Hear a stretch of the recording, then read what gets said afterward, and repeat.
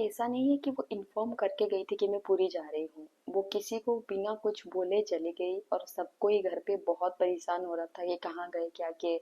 मतलब कॉल पे कॉल किए जा रहे हैं, वो किसी का कॉल पिक नहीं कर रही थी।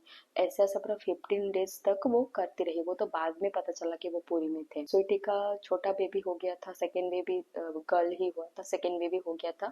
वो दो दो बच्चा संभालते हुए, अपना हस्बैंड का केयर लेते हुए, पूरा घर संभालते हुए, और उनकी जो मदर इन लॉ की जो मम्मी थी उनका सेवा करते हुए पूरा घर संभाल रही थी, स्कूल जा रही थी। और वो 15 डेज के बीच में जो लोग उड़िया लोग हैं उनको पता है मानवसा गुरुवार भी आया था। उसको भी, उसका तो रिचुअल आप सबको पता ही है, कितना स्ट्रिक्ट रूल फॉलो करना पड़ता है।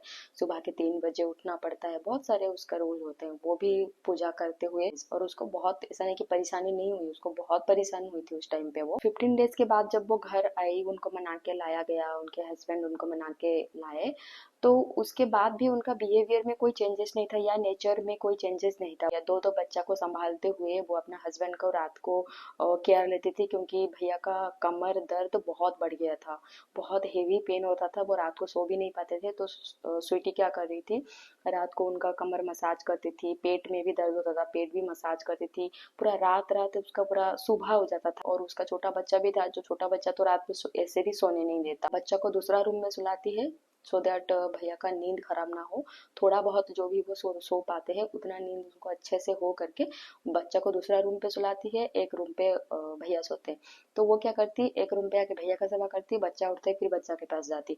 ऐसे ऐसे पूरा उसका सुबह हो जाता है। तो वो क्या करती है, सुबह उठ के नहा धो के 1 घंटा एटलीस्ट सो जाती है, क्योंकि पूरा रात जग के फिर वो स्कूल जाएगी, घर का काम करेगी ना।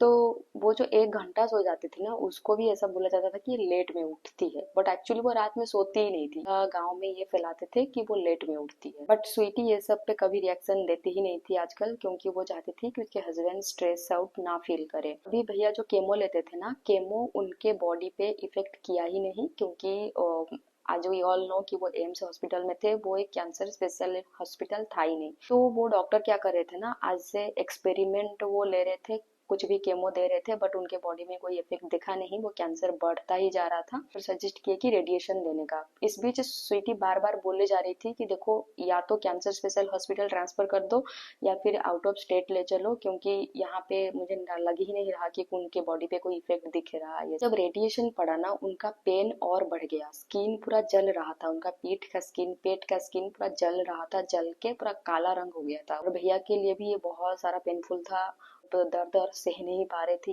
डे बाय डे भैया का तबीयत और बिगड़ता गया। आज जब उनका टेस्ट कराया गया, वो कैंसर डबल हो गया था, बढ़ गया था।